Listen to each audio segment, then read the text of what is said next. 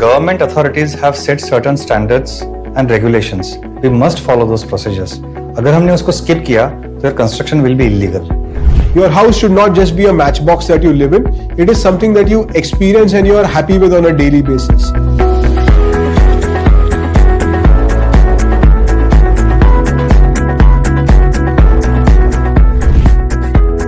अपने सपनों का घर बनाना हर किसी का सपना होता है।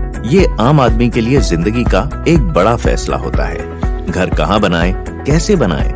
अगर आपके जहन में भी कुछ ऐसी ही सोच है तो आप सही जगह पर हैं। हम आपके लिए लेकर आए हैं एक खास सीरीज NUVOCO प्रेजेंट्स घर बनाओ अपना, अ News 18 इनिशिएटिव। ये आपका पहला कदम होगा आपके गृह प्रवेश की ओर। यहाँ आपको न सिर्फ मिलेगी सारी जानकारी, बल्कि हर उस पहलू को छुआ जाएगा जो आपके सपनों का घर बनाने के लिए जरूरी है।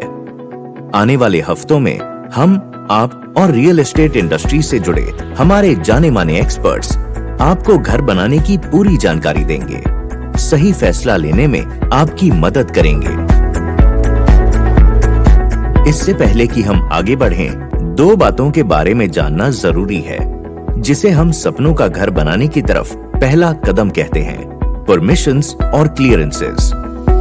Town planner can be your first mentor and guide as you think about building your dream home, because when you think about where to buy that piece of land to build the dream home, you have to think about things like, is that land even available for building a home? You have to think about the zoning laws, FAR in that area. Are you even allowed to build a land there? So they can really help you with the due diligence of the place. So if you're going to go and buy a piece of land in a green field place which is full of nature now, they will help you understand what this area can look like in the next 2 or 3 decades. The role of a lawyer at a stage where you are now essentially processing permissions to be able to build upon a plot of land that you have just recently acquired is more to work in tandem with the architect. So licensing architect can help you submit the corporation drawing, get it approved. Periodically आपको जो NOCs लगने वाले हैं, plane checking लगने वाला है, completion certificate लगने वाला है, ये सारा procedure licensing architect can help you till the end. From the homeowner's perspective, the first thing is legality. Your house needs to be legal.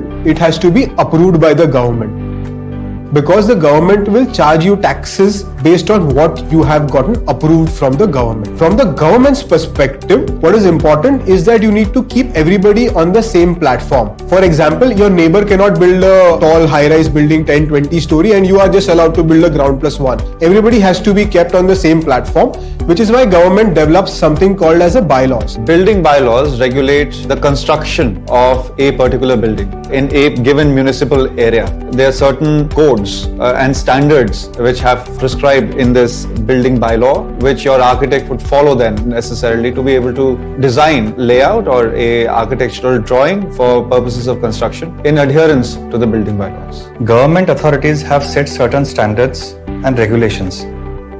We must follow those procedures. अगर हमने उसको skip किया, तो your construction will be illegal. The second important function of the government is to give you infrastructure. When I say infrastructure, it means roads, it means water, it means electricity, taking away your drainage, your rainwater from your plot. So the government needs to know what kind of a quantity of water you will require, what is the amount of electricity you will require.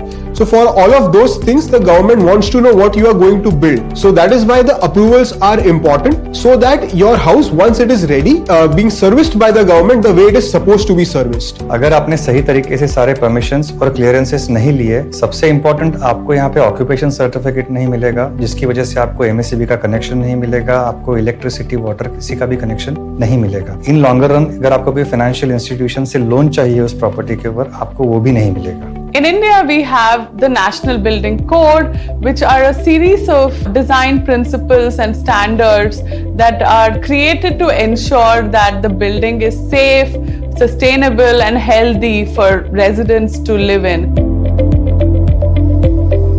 Architects today are also working on standards which make a building more sustainable and green, as well as standards like the well building standards that focus on well-being of the residents from both a physical as well as a psychological way. अनुमति और मंजूरी लेना जरूरी है, ये तो साफ हो गया, मगर हर घर की कुछ स्पेशल रिक्वायरमेंट्स होती हैं और इन स्पेशल रिक्वायरमेंट्स के लिए जरूरत होती है स्पेशल परमिशंस की। As a homeowner, I'm sure you will have special requirements like balconies, terraces, double height spaces. All of these also have to be approved by the government within their framework. Swimming pool will require a lot of water, so the government has to be able to provide you that much water to be used in your swimming pool. You go to smaller places like Gram Panchayats, there where you are generating your own water using wells or borewells, it might not be such a problem. But in larger cities where the government is supplying you water, there those specific approvals have to be taken. When you go towards balconies, terraces, double height spaces, all of these things were initially free of FSI. You could build as big as you want. But slowly the government is moving towards getting all of this within the FSI that is approved. And we as architects do really encourage you to get all these kinds of features within your own house. Your house should not just be a matchbox that you live in. It is something that you experience and you are happy with on a daily basis. And your design architect is the one who will make sure that you have a nice experiential house. घर बनाने के लिए permissions को लेकर तस्वीर अब आपके दिमाग में साफ हो गई होगी। अब आप ये भी जान लीजिए कि ये परमिशन सरकार के अलग अलग डिपार्टमेंट से लेने के लिए आपको कौन कौन से डॉक्यूमेंट्स की जरूरत पड़ेगी। There are two main sets of documents that we give the government. The first set of documents are related to the title of your property. The title of the property is basically the ownership of the land, and that establishes how you have a right on that particular property. Land basically is divided into two types. One is a land that is owned by the government. The second is a land that is owned by private individuals. If it is a government land, you will require lease documents of that particular property from the government authority. The second is a conveyanced land or a private land holding. So that particular document will show how you have been able to obtain rights to build your house on that particular land. If it is, say for example, your ancestral property where you want to build a house on such a particular land, you will have to show the government records. In Maharashtra, they are called Satbara Uttaras or property cards, which will show how your family owns this particular piece of land. If you are buying it from somebody else, you will have to first establish who is the owner of that particular property as per government records. You should only be dealing with these kinds of people to buy that particular property. In India, we are not very updated with the records. They might not even be alive. And then there are legal heirs who are there in various parts of the country or even the world. So your important job then is to first identify who all are the legal heirs. A lawyer will be able to help you out to reduce your liabilities to the minimum. There are things like succession certificates that the existing landowner will have to give to the court, saying that there are only X number of landowners that are or legal heirs that are available at the moment. Apart from that, there is a public notice. A public notice will also help you to identify whether the existing landowner has given his or her plot to any financial institution or a bank to avail of any loans. If that is the case, the bank will come forward and stop the deed. So a succession certificate, a public notice, these are sort of important documents if you are buying a house.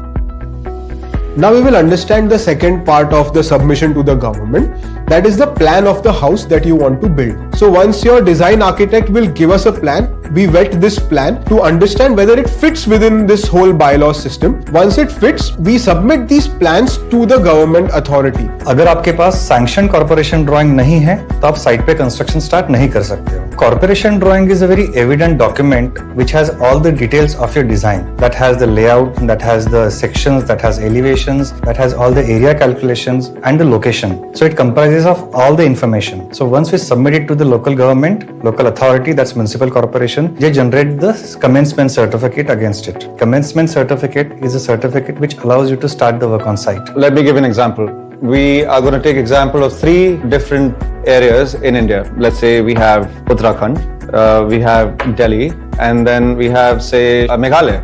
Uttarakhand and Meghalaya has special laws, which basically means that a person who's domiciled in that state, only and only them can basically buy and own properties in the state. However, in a state like Delhi, people from all over the country can basically land up there, and you have enough money, you can buy a property and sell property to anybody. There's no restriction.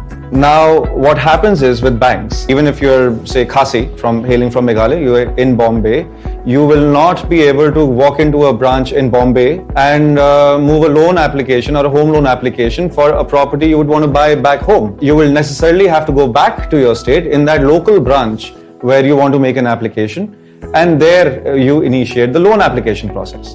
Permissions के साथ साथ आपको ये भी ध्यान में रखना है कि आप किस जोन में कंस्ट्रक्शंस करने वाले हो, उस पर भी काफी कुछ निर्भर करता है।